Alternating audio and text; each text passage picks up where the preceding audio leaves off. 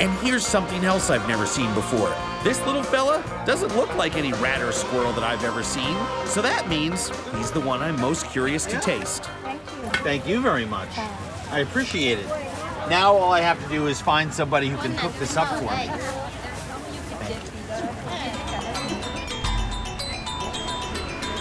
Typically in markets like this, people don't just shop for groceries to take home. It's also a fast food emporium where the food hawkers will cook up whatever fresh ingredients you bring them. And I'm still not sure what this critter is or how it's best prepared. If you're gonna roast your mole/weevil whole and not take the guts out of it, you wanna make sure there's plenty of salt. I will tell you something, I actually was somewhat excited about trying this until about 10 seconds ago when he sort of split open and the smell of his entrails sort of flooded the marketplace. Thank you very much.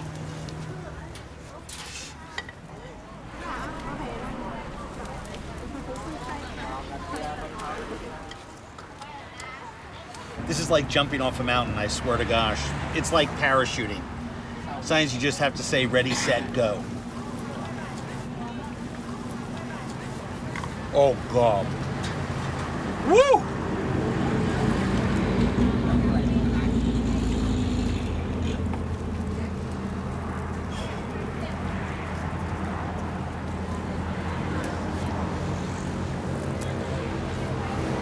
So, I took a bigger bite than I was intending to, but if you can see that little tunnel, as I inhaled and pulled my mouth away, all of the aroma from the entrails just went right into my mouth.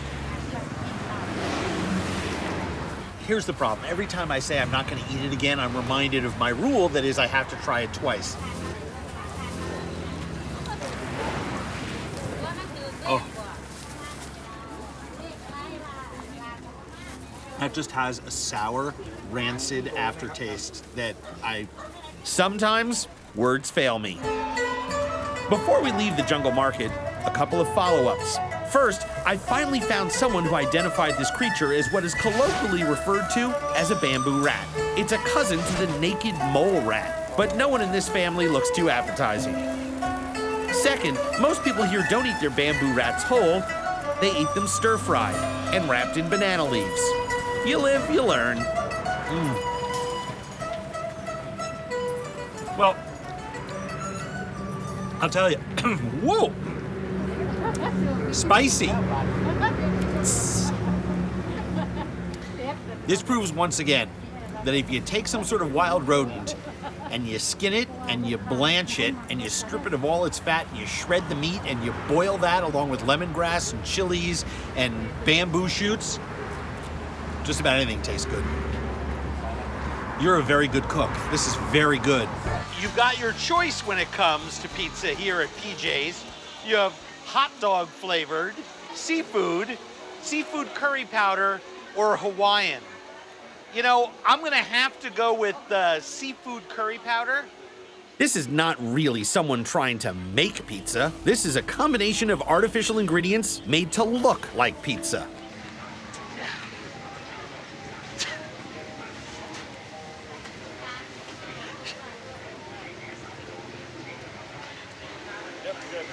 All right. Oh, God. Oh, no way. It's all the fake cheese, fake seafood, and fake hot dog on there. The minute you put it in your mouth, you're just... Too much gag reflex. Can't do it. Can't even get past the thought. And as is normally the case, the foods that I find the most repulsive are the ones with the most amount of ingredients that are not found in nature.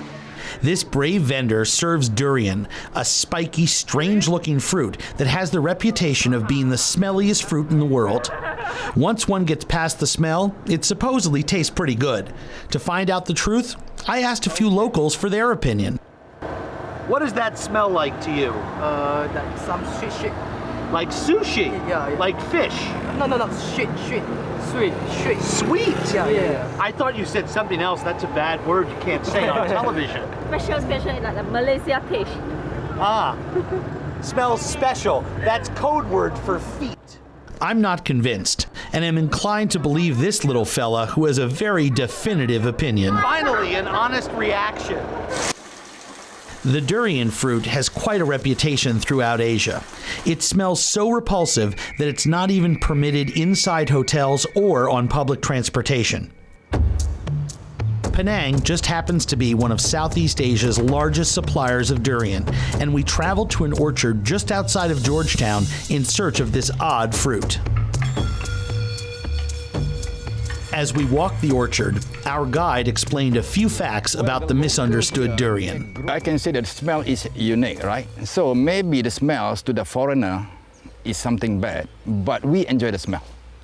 At the same time as we enjoy the fruit, we also enjoy this unique smell.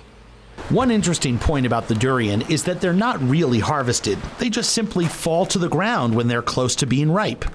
Because they're so heavy and can actually knock you out, there are nets stretched throughout the orchard to catch the falling fruit.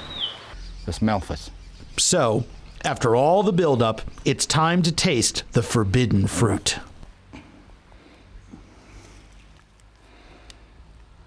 Come on, try it. I'm getting psyched up. Forget but whatever you hear about the promotion they give to the fruits.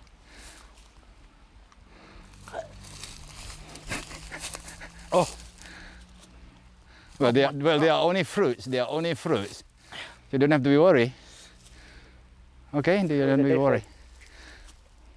It tastes like completely rotten, mushy onions.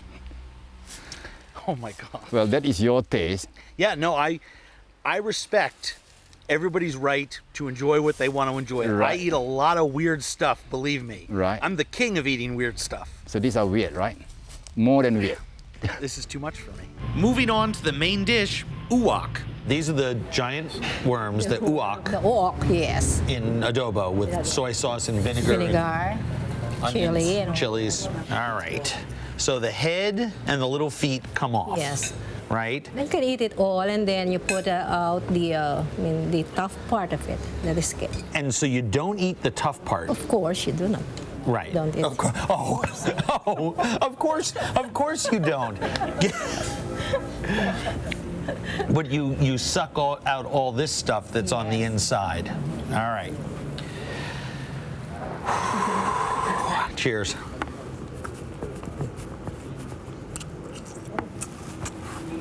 How does it taste? Oh my gosh.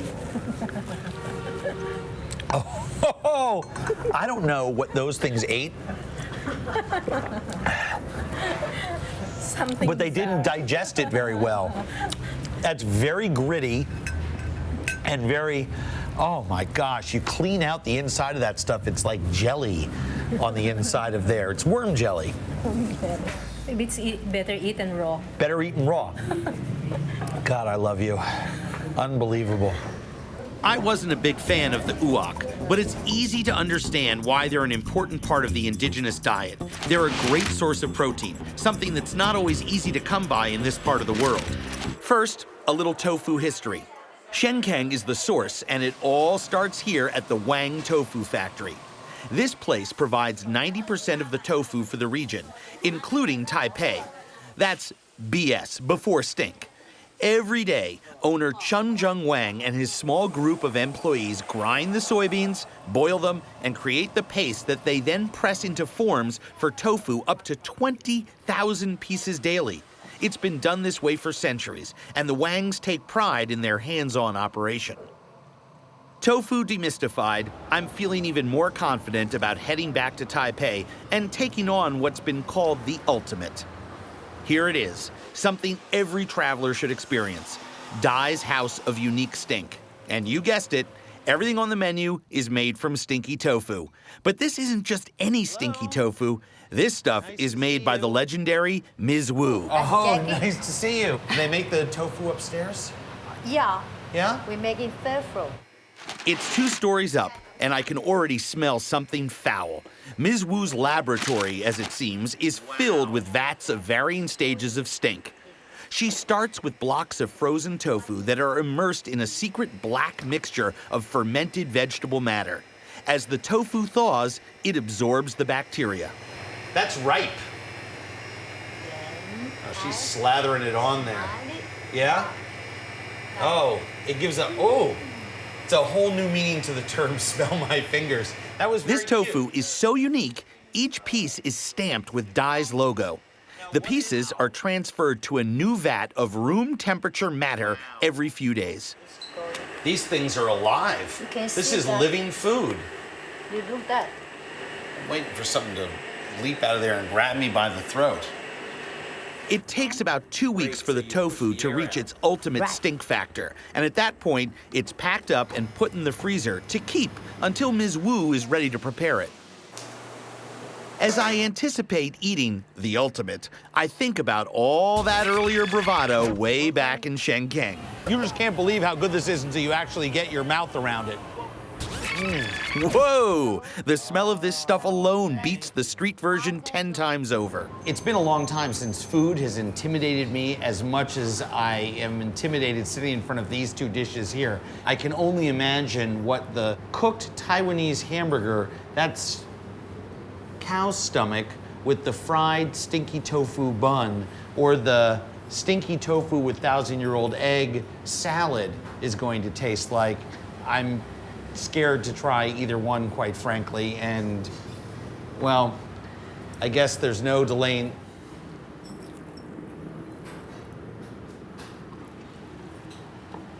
Oh.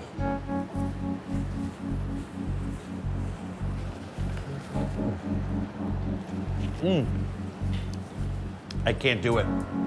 Wow. Whew.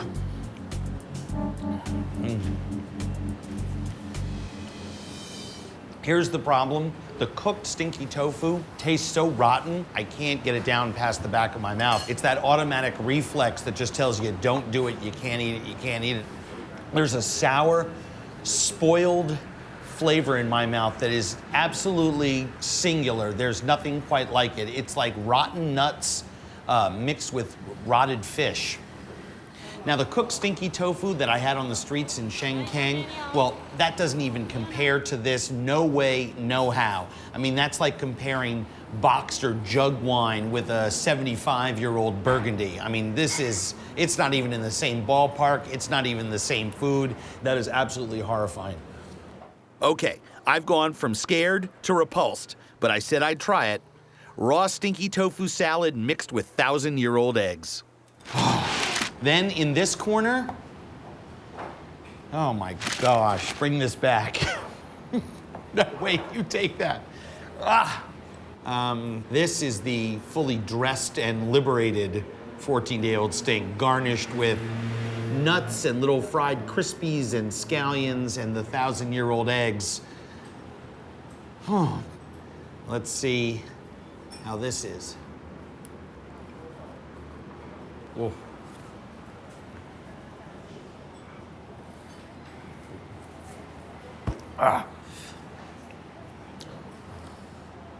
I could squeeze that down. Oh, man. You know, I was under the false impression that gilding the lily with all of the scallions and little tasty bits would help. This is just the 14-day-old tofu at the House of Unique Stink is just too putrid and foul for me. Miss Wu, thank you so much. Xie, that was awesome. Thank you. Give me a hug. Thank you. You make the only food that beat me. You enjoy I that? love you. Thank you. I'll see you later. Bye-bye. Okay, bye-bye. I know what you're thinking. I left way too much food on my plate, but I think the most memorable part of this meal is gonna stay with me for a couple days, if you know what I mean. Suzhong took me to a place serving one of her sentimental comfort food favorites, fermented skate. Do they just let the fish rot? Or how do they make the fermented skate? Actually, they just cut off, Yeah. and then they put in the jar, and with some straw or hay, and warm in one place, and I think they just fermented in the Sure. jar. Now, any chef will tell you skate is the world's fastest spoiling fish. This is a species that literally pees through its skin, so the flesh is soaked with uric acid. It gets nasty even after a day or two in the refrigerator. But Koreans, like sujang, have a taste for skate that's been spoiling for days at room temperature. My mom used to make it. Really? Yeah. Oh, I love that. So it is comfort food for you. Reminds you of your mom. Oh, yeah, sure. Oh my gosh. Do you eat it plain? What do you do? Do you wrap it? Do you eat it with the hot Yeah. pepper? What do you? I just put some kimchi here. Uh-huh. The idea is to bury the skate under a small mountain of banchan for each bite. In case you were wondering, the reason this won't kill you is that the good bacteria gradually kills the pathogenic bad bacteria after a couple of days. But how many of you would want to eat something that tastes like disinfectant?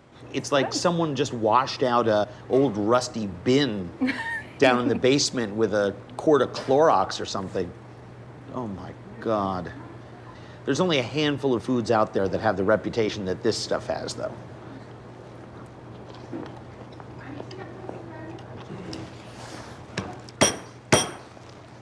Oh. Wow. The garlic, the chilies, the kimchi, the bean paste going on there. 4 of the biggest flavors known to man, and they don't even begin to cover up Yeah. the stink of that fish. The strongest of the strongest. Oh my God. This stuff is horrific. But it's about to get worse. Actually, my dad and my brothers just tried only this one, not the garlics and the rest. Yeah, only this one with doenjang.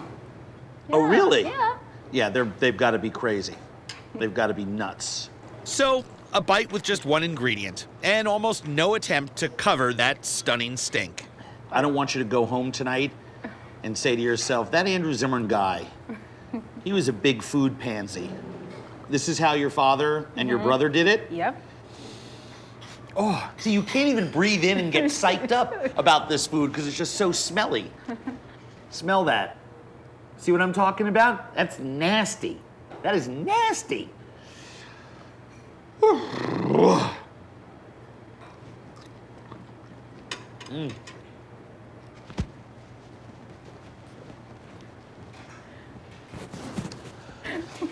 How do places that serve this stuff stay in business? This stuff is harsh. When we started out this morning, Yeah. and you told me that Koreans loved their fermented foods, That's you right. were not kidding. That was fabulous. Thank you for a great day.